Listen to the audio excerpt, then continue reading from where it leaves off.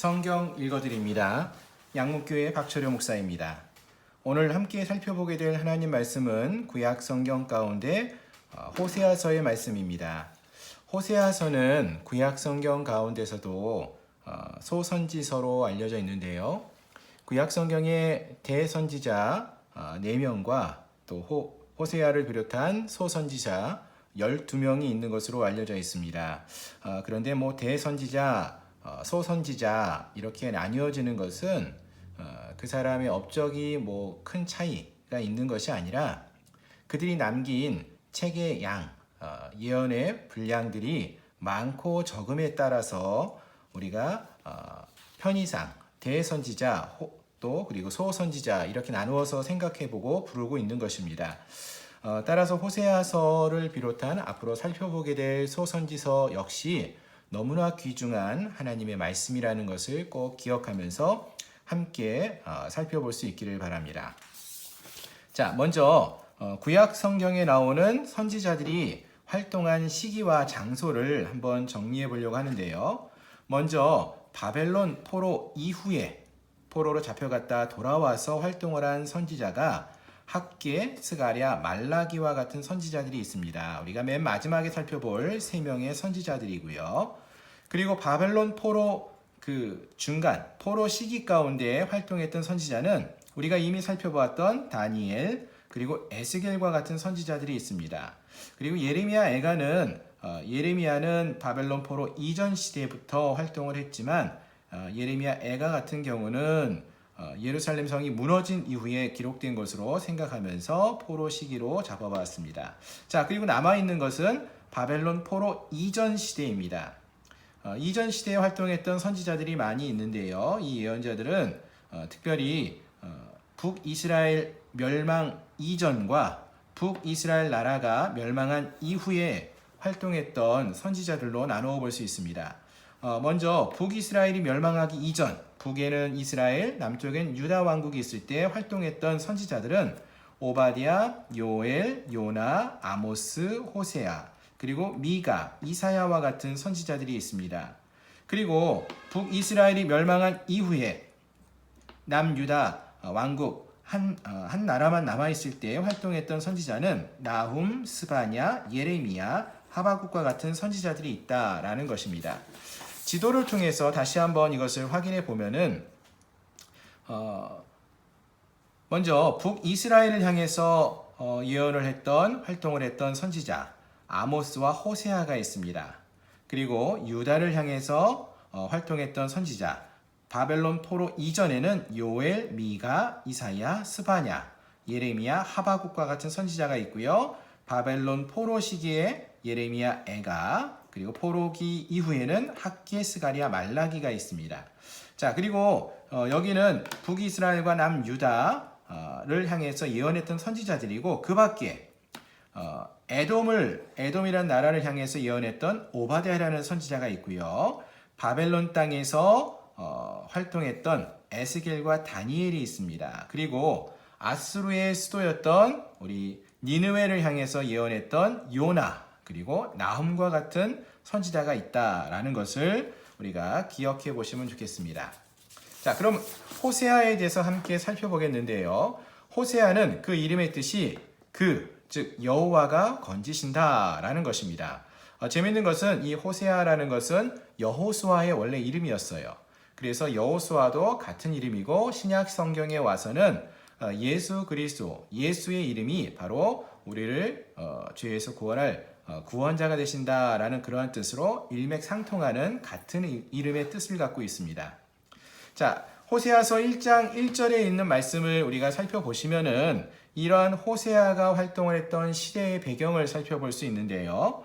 호세아 1장 1절입니다. 우시야와 요담과 아하스와 히스기야가 이어서 유다의 왕이 된 시대에 곧 요아스의 아들 여로보암이 이스라엘 왕이 된 시대에 즉 북이스라엘의 왕이 여로보암이었습니다. 그런데 이때의 남유다의 왕은 우시야, 요담, 아하스, 히스기야가 연이어서 왕이 되어지는 오랜 기간 동안이었다는 것입니다. 그때에 부엘리의 아들 호세아가 호세아에게 임한 여호와의 말씀이니라. 자, 즉 호세아가 활동했던 시대의 북이스라엘의 왕은 여로보암이었고요. 그리고 그 기간 동안에 남유다에서는 우시야, 요담, 아하스, 히스기야가 왕위에 있었습니다. 그럼 이 여로보암이라는 왕은 어떤 왕이냐? 북이스라엘은 여로보암이라는 왕이 두 명이 있습니다. 첫 번째 왕인 여로보암, 우리가 편의상 여로보암 1세라고 부르고요. 이곳에서 언급되고 있는 요아스의 아들 여로보암은 우리가 편의상 여로보암 2세라고 부릅니다. 근데 이 여로보암 2세는 앞에서 본 것처럼 유다의 여러 왕이 이어서 왕이 되는 시간 동안에 홀로 북이스라엘을 다스릴 정도로 긴 시간을 통치했고요. 북이스라엘에서 가장 넓은 땅을 통치했던 왕으로 알려져 있습니다.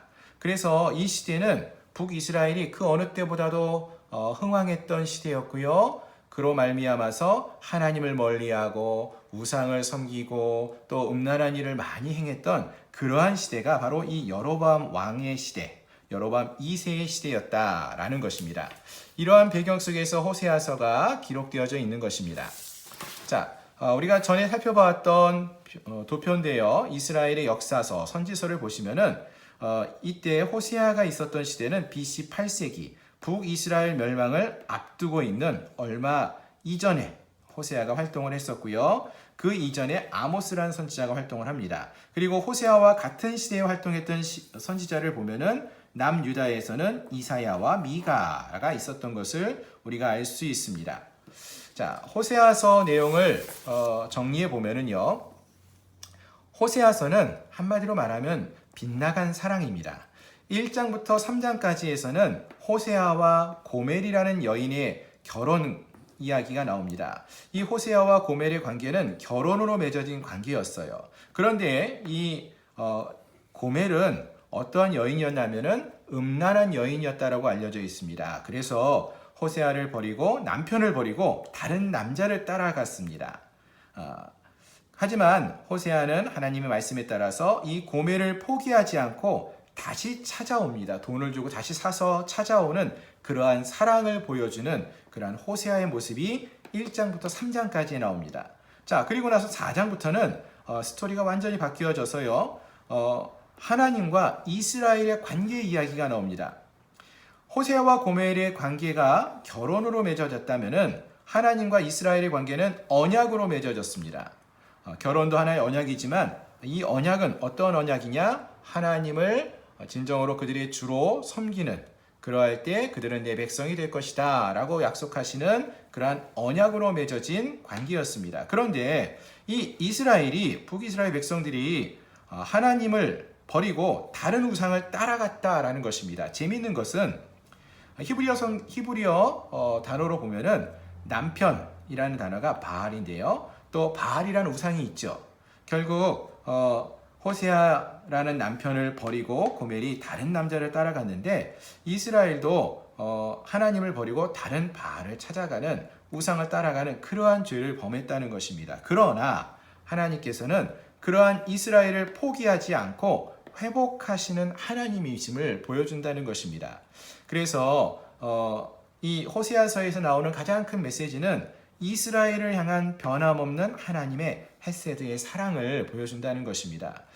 고멜이 호세아의 사랑을 몰라주고 떠나갔지만 그를 포기하지 않고 다시 찾아온 호세아와 같이 하나님은 북이스라엘이 다른 우상을 따라갔지만 그 이스라엘 백성들을 포기하지 않고 다시금 회복시켜 주시는 사랑을 베푸시는 하나님이라는 것입니다. 고멜과 호세아가 빗나간 사랑을 했지만, 하나님과 이스라엘 백성들이 빗나간 사랑을 했지만 하나님은 변함없는 사랑을 하시는 하나님이십니다. 오늘 우리를 향한 하나님의 사랑 역시 변함없는 사랑이십니다. 호세아서의 말씀을 읽어보시면서 하나님의 크신 사랑을 경험할 수 있는 우리 모두가 되시기를 소망합니다. 감사합니다.